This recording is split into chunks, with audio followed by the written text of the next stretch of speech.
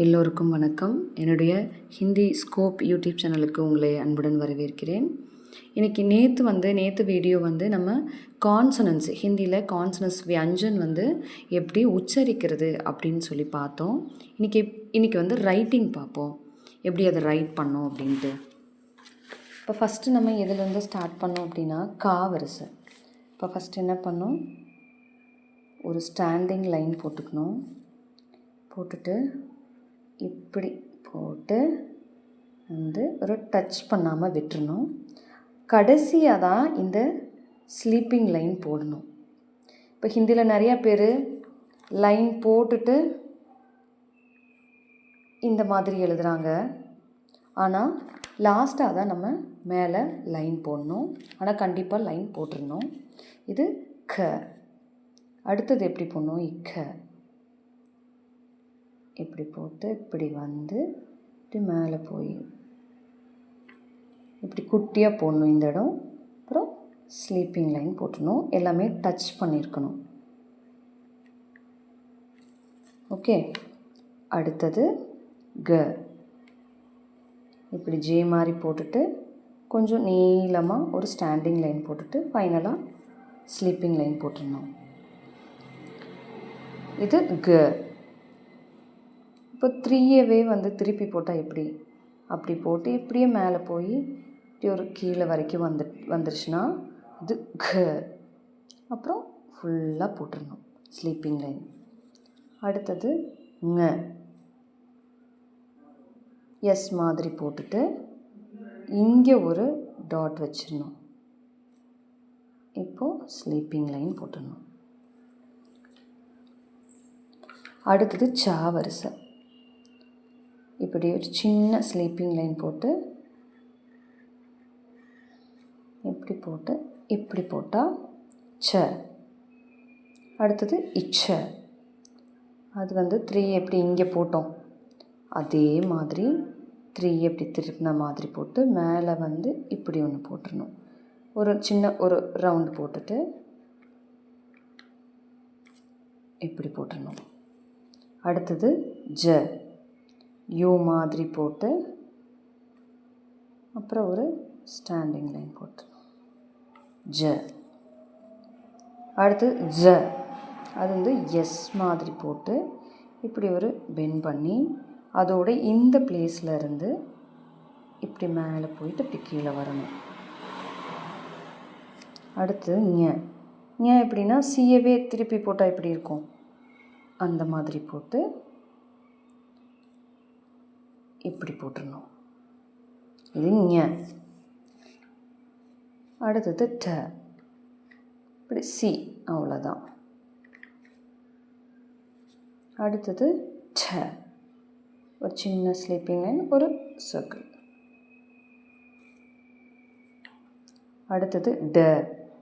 அது எஸ் மாதிரி இப்படி போட்டு விட்டுறணும். இப்போது இந்த எஸ் மாதிரி போட்டு இங்கே டாட் வச்சா அது ங. டாட் இல்லை அப்படின்னா ட.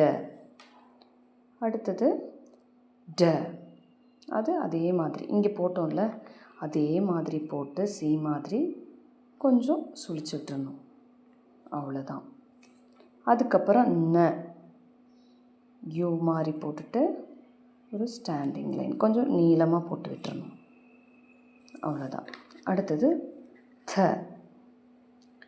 இப்படி போட்டு இப்படி போட்டுட்டா அவ்வளோதான். அடுத்தது த.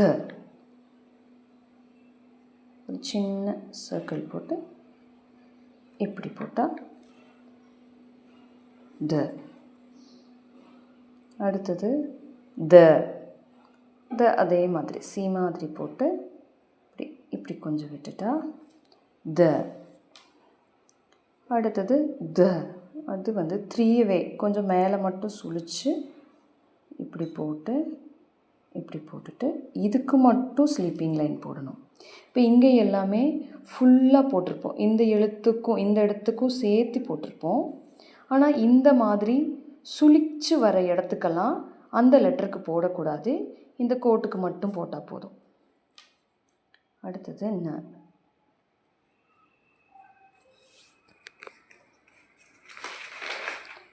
அடுத்தது ப. அவ்வளோதான். இந்த நம்ம தமிழில் பூவெல்லாம் போடுவோம்ல அந்த மாதிரி போடணும். அடுத்தது ப. அவ்வளோதான். அடுத்தது ப. டியவே திருப்பி போட்ட மாதிரி போட்டுட்டு இந்த மாதிரி க்ராஸாக ஒரு லைன் போட்டுருணும். அடுத்தது ப. அது மேலே கொஞ்சம் சுழிச்ச மாதிரி போட்டுட்டு இப்படி போட்டுருணும். அடுத்தது ம. அவ்வளோதான். அடுத்தது ய. ய ஒன்றும் இல்லை.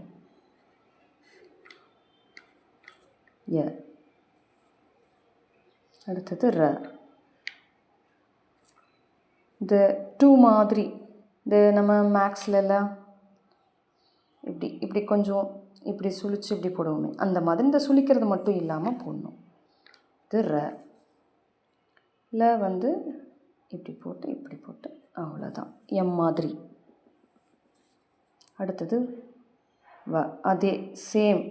இந்த இங்கே பா லைன் போடல, சாரி. இங்கே பா போட்டோம். இப்போ பாக்கு இங்கே கோடு போட்டிருக்கு. இங்கே கோடு இல்லாமல் இருந்தால் அது வா. அடுத்தது இதே மாதிரி ஆனால் கொஞ்சம் சுழிக்கணும். இங்கே ரா மாதிரி இப்படி போட்டு ஒரு ஸ்லீப்பிங் லைன் போட்டுருணும். அடுத்த மாதிரி இது ஷ. அடுத்தது சேம் இதே மாதிரி பா மாதிரி போட்டு ஒரு கோடு இப்படி க்ராஸாக போட்டுடணும். இது ஷ. அடுத்தது இந்த ரா மாதிரியே போட்டு இந்த இடத்துலேருந்து ஒரு ஸ்லீப்பிங் லைன் போட்டுட்டு ஒரு ஸ்டாண்டிங் லைன் போட்டுடணும். இது ச. அடுத்தது ஹ.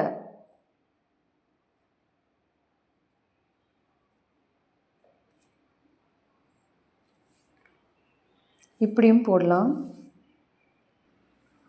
இந்த ஹாவையே இன்னொரு இது மாதிரியும் போடலாம்.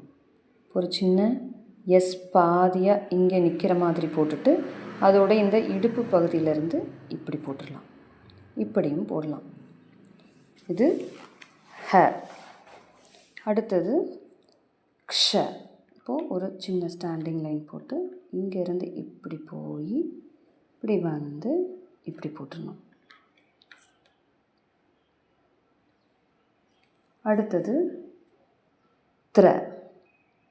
அதாவது இத்ர எப்படின்னா இந்த இத்தும் ராவும் சேர்ந்தது தான் த்ர. இப்போ அவ்வளோதான். இந்த வியவே இப்படி சைடில் ஸ்லாண்டிங்காக போட்டோன்னா த்ர. அடுத்தது ஞ. ஞ வந்து இப்படி ஒரு லைன் போட்டு அவ்வளோதான். அடுத்தது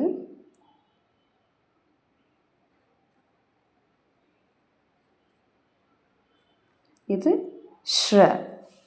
இந்த மாதிரி போடலாம். இந்த இத்ர வந்து இப்படி இத்து போட்டுட்டு சில இடத்துல இப்படி போடுவாங்க. இது சில புக்கில் நம்ம படிக்கும்போது பார்த்தா இந்த மாதிரி இருக்கும். அதுதான் இப்படி நம்ம போட்டிருக்கோம். அவ்வளோதான். இந்த மாதிரி எழுதி ப்ராக்டிஸ் பண்ணுங்கள். பாருங்கள், புதுசாக எழுதுகிறவங்கெல்லாம் கொஞ்சம் டெய்லியும் ஒரு லைனாக எழுதி பாருங்கள். ப்ராக்டிஸ் ஆகும்.